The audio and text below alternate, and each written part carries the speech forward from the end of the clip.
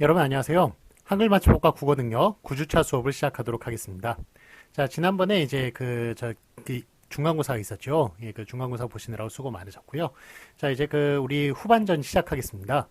예, 전반전 중간고사 이제 끝났고, 예, 후반전 중간고사까지 치르기까지 시간 금방 가셨죠. 그런데 기말고사는 아시다시피 더 짧아요. 그래서 중간고사, 그러니까 우리 전체 15주 수업이잖아요. 예, 8주차에 이제 중간고사를 치르고 15주차에 기말고사를 치릅니다. 예, 그렇기 때문에 기말은 이제 후반전은 더 짧습니다. 그래서 그 전반전도 되게 짧았습니다만 후반전은 더 빠르게, 예, 더 물리적인 시간도 짧고 그러니까, 예, 더 빠르게 지나갈 거라고 생각을 합니다. 중간고사 때까지 열심히 공부해 주셔서 감사드리고 우리 기말고사 때까지 후반전도 또 열심히 달려서 여러분들의 또 소기의 목적을 또 달성하시기 바랍니다.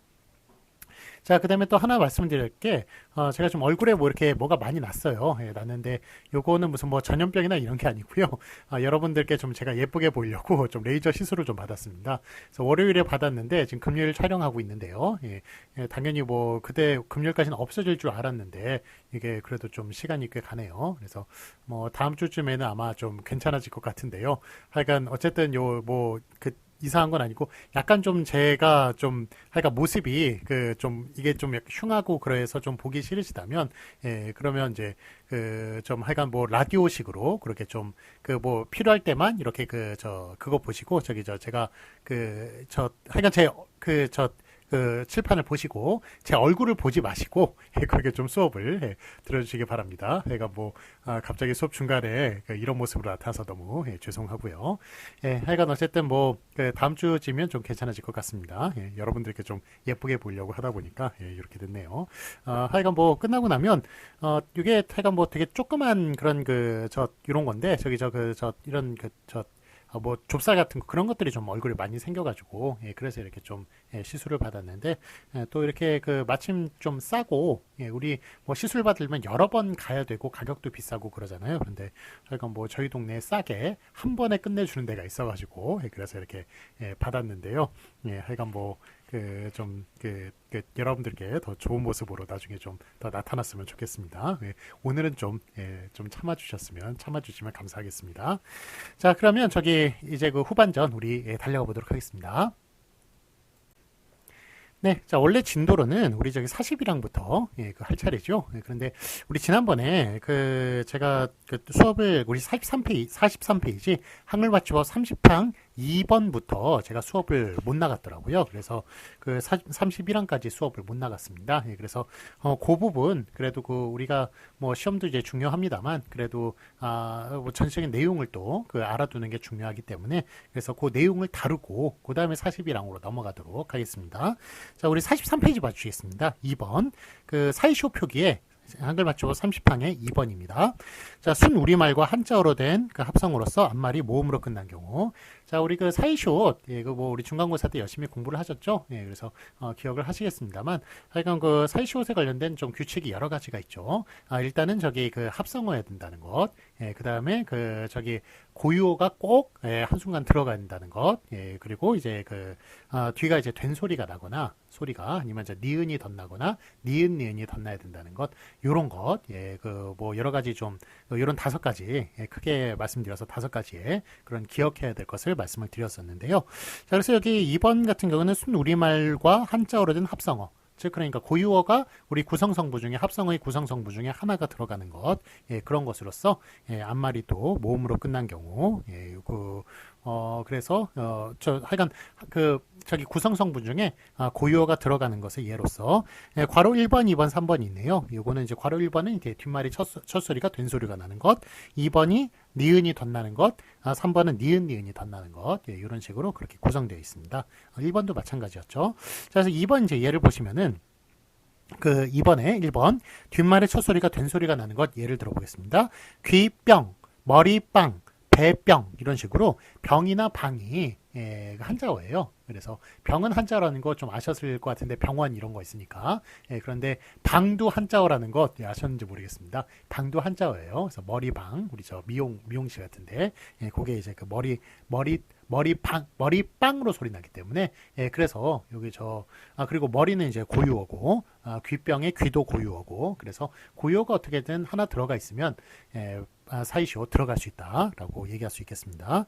그래서 보뚝, 보가 한자어입니다. 사자밥, 사자가 한자어예요. 그래가지고 사자밥 같은 경우에는 우리 아직도 뭐 그런 게 있는지 모르겠습니다. 이제 시골 같은 데 가면은 우리 뭐 무슨 이렇게 그 뭐 제삿날 그런 데가 있어요. 그런 데가 있어가지고 그때 되면 이제 신문지에다가 저희 옛날 때입니다. 요즘은 아마 없을 것 같아요. 그런데 신문지에다가 밥상을 차려놨어요. 그래가지고 뭐 밥하고 이렇게 국하고 뭐 국은 없었습니다. 밥하고 이렇게 반찬하고 올려놓고 그거를 이제 그 밖에다가 이렇게 내놓는 그런 경우가 있었습니다. 그래서 그게 이제 저승사자가 그 밥을 먹고 가라는 거죠. 그래가지고 사자밥이라는 게 그 사자라는 거 그 뭐 아프리카에 사는 사자 그 동물 사자도 그 사자가 한자어예요. 한자어고 그 저승사자의 그 사자도 당연히 한자어죠. 그런데 그 여기서 말하는 사자밥은 그 사자가 먹는 밥 뭐 인간을 포함해가지고 그런 이제 육식의 그런 거를 얘기하는 것이 아니라 그런 저기 그 저승사자가 이거 먹고 우리 집 오지 마시오 라는 식으로 그렇게 밖에다 내놓은 그런 식사 이런 거를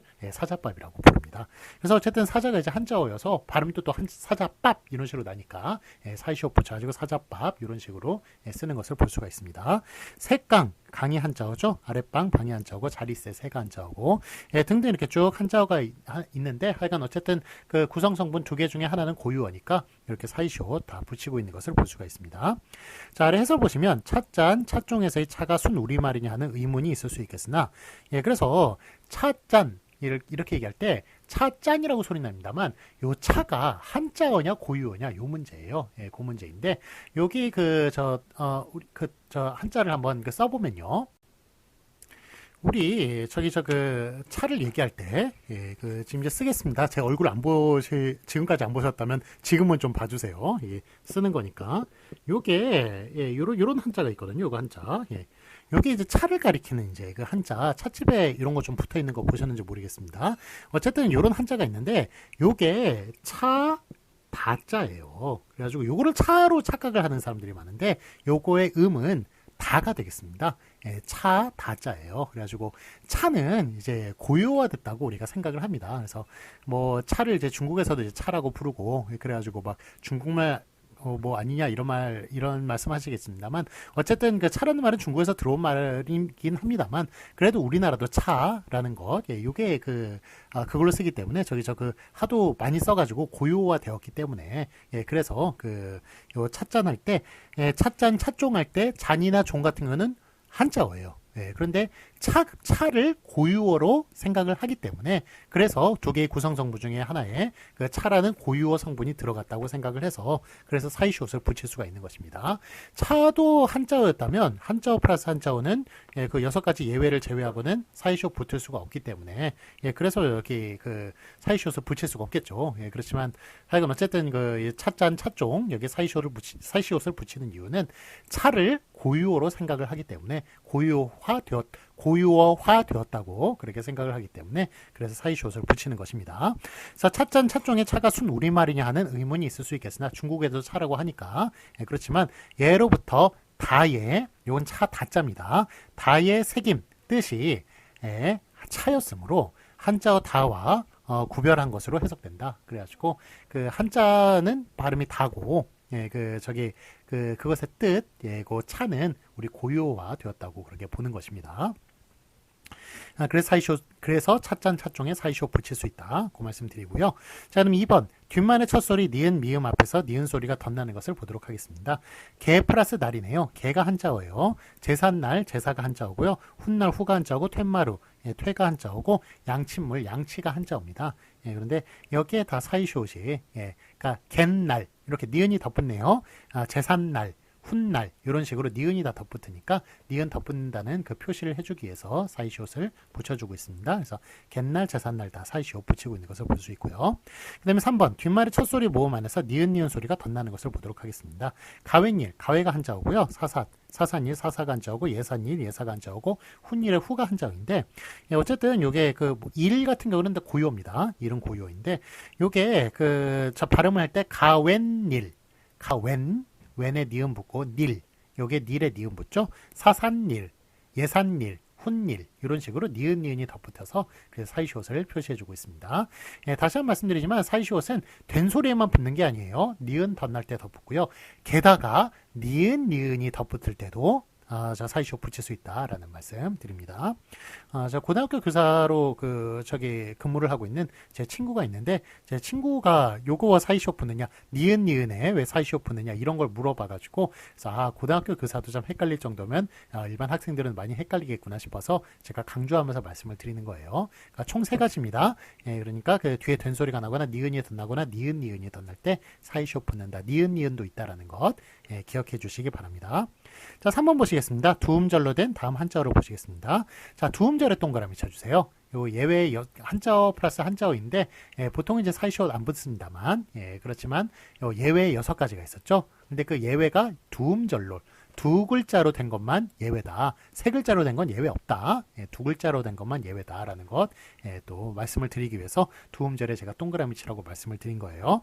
자, 예를 보시면 곡간, 예, 고와 간 둘 다 한자어거든요. 그런데 깐이라고 소리 나니까 곡간, 곧간 이런 식으로 사이시오 붙이고 있고요. 새빵, 숫자, 착간, 퇴간, 횟수 이렇게 6가지가 예외가 있어서, 그래서 간이 들어가는 게 3개네요. 곡간, 착간, 퇴간. 그래서 간셋, 그 다음에 새빵 들어가고, 그 다음에 그 횟수 들어가고 숫자 들어가니까 간새빵 횟수자 이렇게 외우면 조금 이제 도움이 될 것이다라고, 예, 말씀을 드린 적이 있습니다. 그런데 이게 더 헷갈리다는 말씀도 있으니까 약간 뭐 알아서 취사 선택해가지고, 예, 공부하시고요. 자, 아래 확인 문제 보시겠습니다. 맞은 것을 곱해하시고 고요 플러스 고요일 때 된 소리가 되는 경우 아랫집 이런 식으로, 예, 고요가 뭐 구성성분 둘 다를 차지해도 되고요. 둘 중에 하나만 차지해도 사이시오 들어갈 수 있다고 그랬죠. 그래서 아랫집이라고 사이시오 붙인 뒤에 게 맞겠고요. 그 다음에 2번 니은 소리가 덧나는 것 아랫마을, 아래 플러스 마을인데 아랫마을, 아랫 이런 식으로 니은 덧붙으니까 사이시오 붙여서 뒤에 게 맞겠습니다. 자, 그런데 참고로 머리말이 맞나요? 머릿말이 맞나요? 이거 머리말이 맞아요. 예, 왜냐하면 그 발음을 머릿말로 하지 않습니다. 머리말이 맞아요. 마찬가지로 그 결론을 얘기하는 꼬리말, 예, 그것도 꼬린말이 아니라 꼬리말로 발음을 해요. 그렇기 때문에 머리말, 꼬리말은 발음 자체가 꼬린말, 머릿말이 아니라 머리말, 꼬리말이기 때문에 사이시오 붙이지 않는다라는 것 기억해 주시기 바랍니다. 자, 그러면 3번 보시면 니은이 덧나는 경우 보도록 하겠습니다. 백앤닛 이런 식으로 베개와 이시 결합했는데 백앤닛 이런 식으로 니은이 덧나네요. 사이시오 붙여서 뒤에 게 맞겠습니다. 그 다음에 자, 2번 보시면 한자어 플러스 고요, 고요 플러스 한자어, 즉 고요가 구성성분 중에 하나를 차지하는 경우 보도록 하겠습니다. 자, 1번 보시면 된 소리가 되는 경우 최대값 이런 식으로, 예, 뒤가, 예, 최대는 한자어고 값이 고요인데, 예, 최대값으로, 예, 그렇게 이제 소리가, 예, 나니까, 예, 사이시오 붙여가지고 최대값이 맞습니다. 뒤에 게 맞습니다.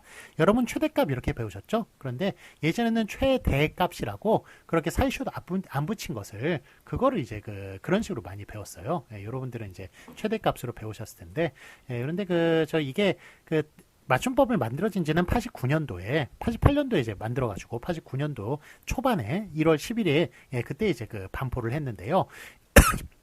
그렇게 만들어진 지 지금, 죄송합니다. 30년이 지났음에도 불구하고 수학 교과서 만드는 측에서 이거를 받아들이질 않았어요. 그래가지고 정말 비교적 2010년대까지도 최대값이라고 그렇게 썼습니다. 수학 교과서 만드는 측에서 받아들이지 않아서. 네, 그렇지만 이제는 좀 결국에는 이제 그전에 이제 고집을 피우셨던 그 수학자들 다 뭐 퇴임하시거나 돌아가시고, 예, 이제 새로운 학자들이 이제 있다 보니까 맞춤법에 맞게끔 고쳐야 할 필요가 있다라고 해서 최대값이라고 최근에 고쳤습니다. 예, 그래서 여러분들은 약간 최대값이라고 배우셨을 텐데, 약간 맞춤법이 적용이 된, 예, 그런 규정, 그런 수학 교과서로 공부를 하셨다고 얘기할 수가 있겠습니다. 자, 그러면 참고 보시면 찻잔.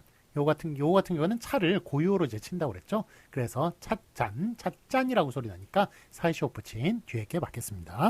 자, 그럼 2번 보시면 니은이 덧나는 경우 후날과 훗날에 만나자 이렇게 얘기했는데, 예, 훗날이 맞는 거죠. 예, 니은이 덧붙는 후는 이제 한자어고 날이 고유어인데 훗날 이런 식으로, 예, 니은이 덧붙을 때 사이시오 붙이는 뒤에 게 맞겠습니다. 3번 니은이 덧나는 경우 보도록 하겠습니다. 지금 일도 문제지만 이후에 벌어질 훗일을 잘 처리하자. 후 플러스 일 합쳐졌는데 후가 한자어고 그 다음에 일이 고유어죠. 그런데 훗일 이런 식으로 니은이 덧날 때 사이시오 붙이는, 예, 뒤에 게 맞겠습니다.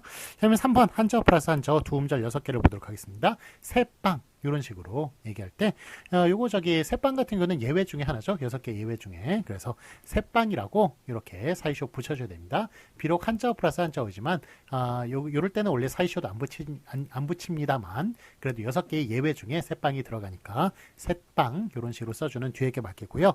근데 참고 보시면 이제 전새빵 있죠. 요거는 세 글자예요. 두 음절로 된 게 아니라 3음절입니다. 세 음절이기 때문에 그래서 이런 경우에는 이제 저 사이쇼를 붙이지 않습니다. 전새 한자어, 방이 한자어이기 때문에 사이쇼 붙이지 않는 전새빵이라고 비록 소리가 납니다만 한자어에는 붙이지 않는다라는 원칙이 있으므로 그렇게 전새빵 앞에 게 맞다고 얘기할 수 있겠습니다.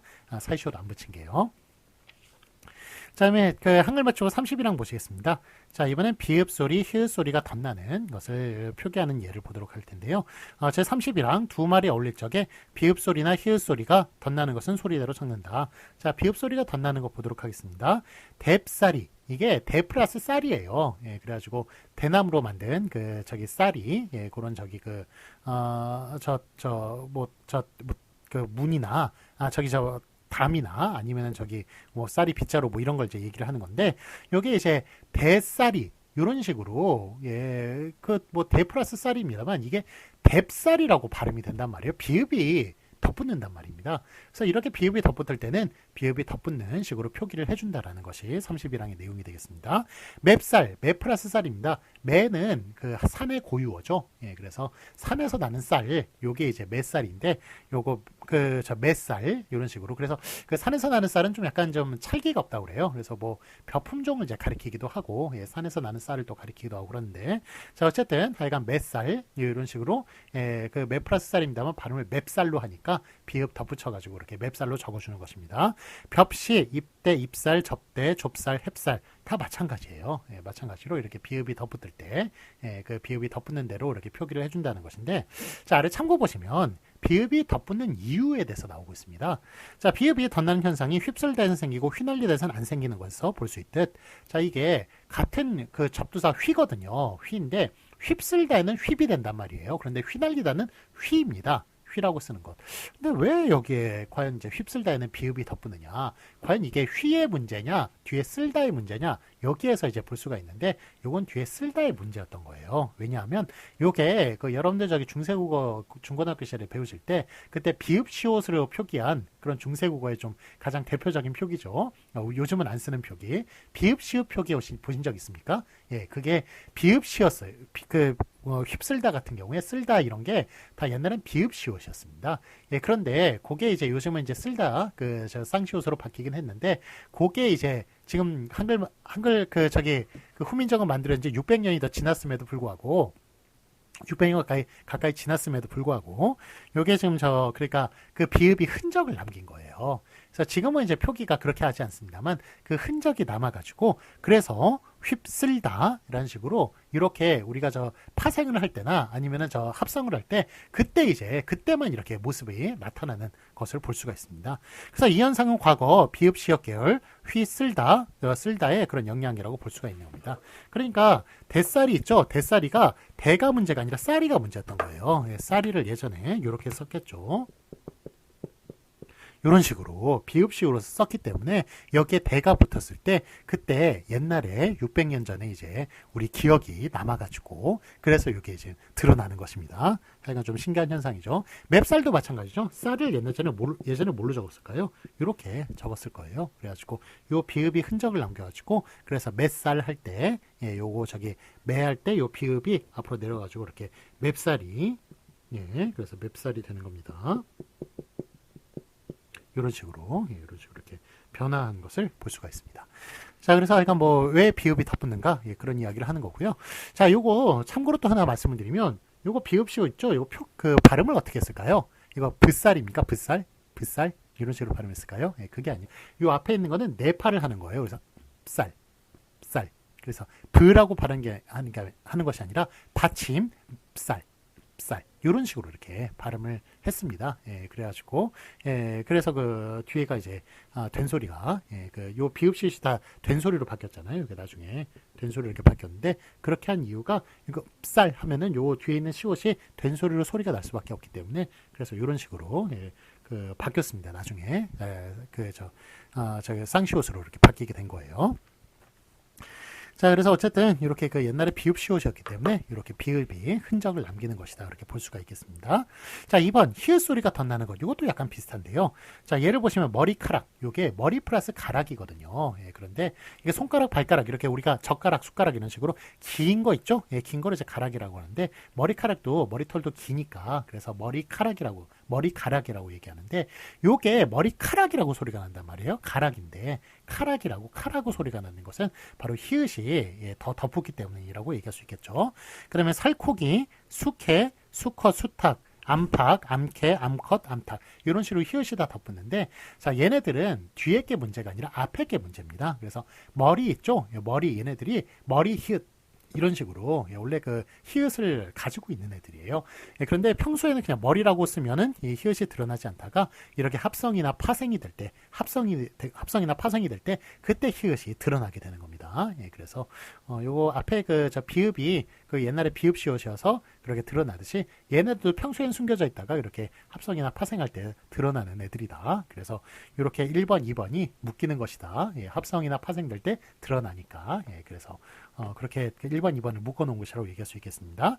자, 살코기 이것도 살이 원래 히읗을 가지고 있어요. 그래가지고 고기하고 이제 결합했을 때 살고기가 아니라 살코기가 되는 것이고요. 숙회 수도 히읗을 가지고 있습니다. 그래서 숙회, 수컷, 수탉 이런 식으로 저 결합을 할 때 그때 이제 히읗이 그 드러나는 것이고요.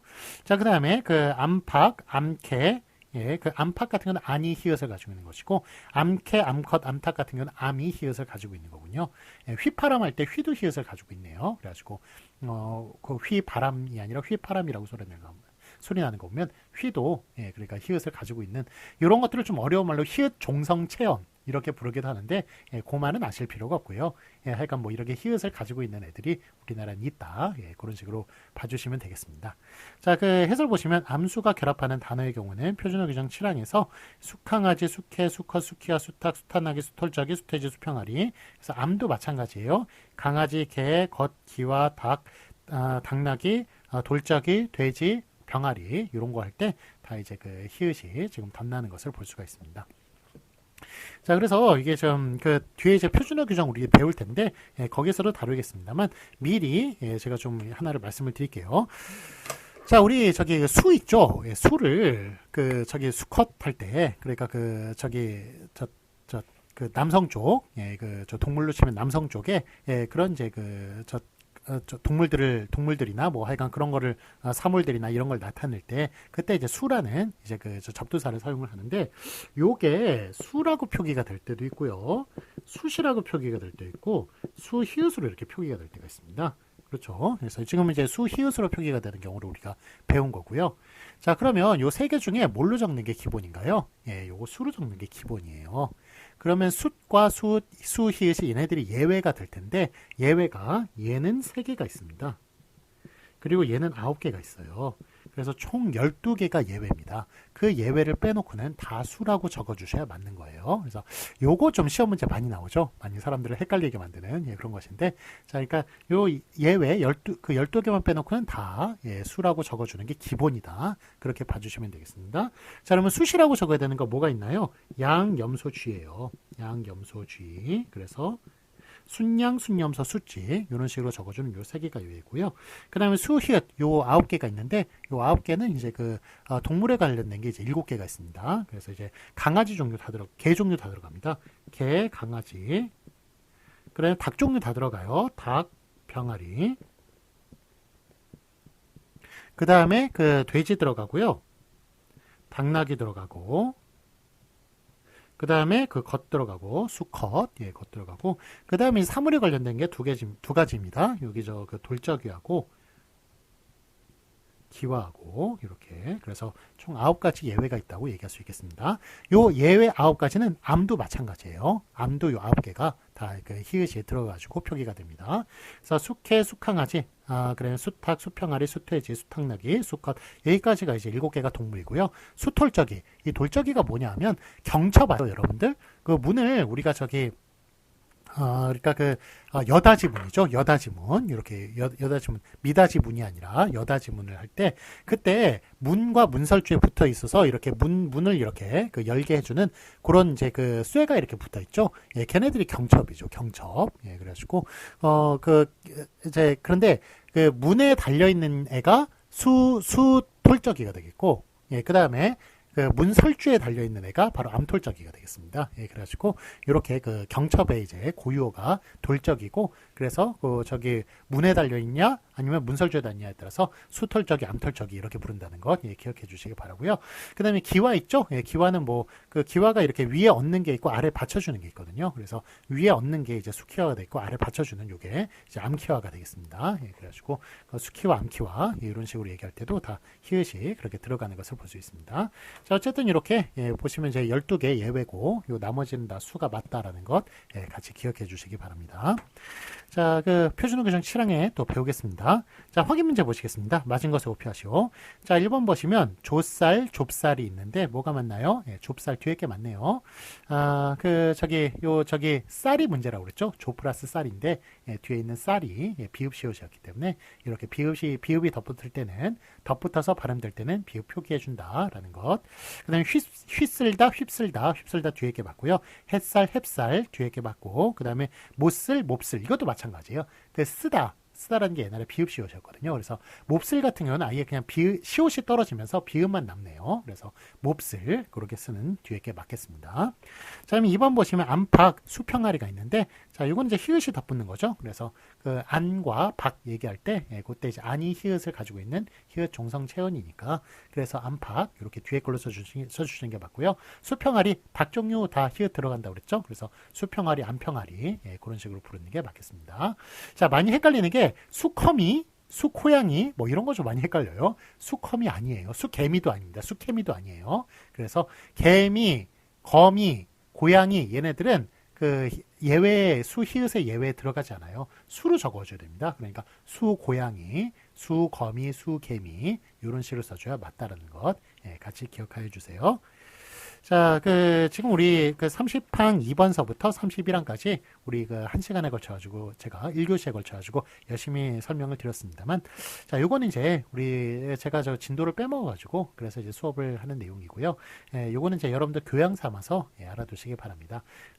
다시 한번 말하면 우리 기말고사 시험 문제는 내지 않겠습니다. 예, 좀 약간 1시간 내내 열심히 들으셨는데 좀 김이 빠지실 얘기인지 모르겠지만 하여간 제가 좀 이거 빼먹고 수업을 해서 너무 죄송하고요. 하여간 어쨌든 요거 이제 들어가면 좀 더 또 앞에 것도 공부하고 그래가지고 헷갈릴 수가 있습니다. 그래서 요거는 그냥 제가 그래도 지금 수업 시험도 중요합니다만 수업의 진도를 다 나가야 되기 때문에 요거 그냥 그때 빼고 했기 때문에 앞에 돌아가지고 좀 수업을 다시 한 것입니다. 이것이니까 예, 같이 예, 기억해 주시기 바랍니다. 기말고사는 안 난다는 것 기억해 주시기 바랍니다. 자, 그러면 예, 여기까지 하고요. 우리 좀 쉬었다가 2교시 수업 진도 나가도록 하겠습니다. 2교시 수업은 41항부터 나가겠습니다. 예, 잠시 쉬었다 하겠습니다.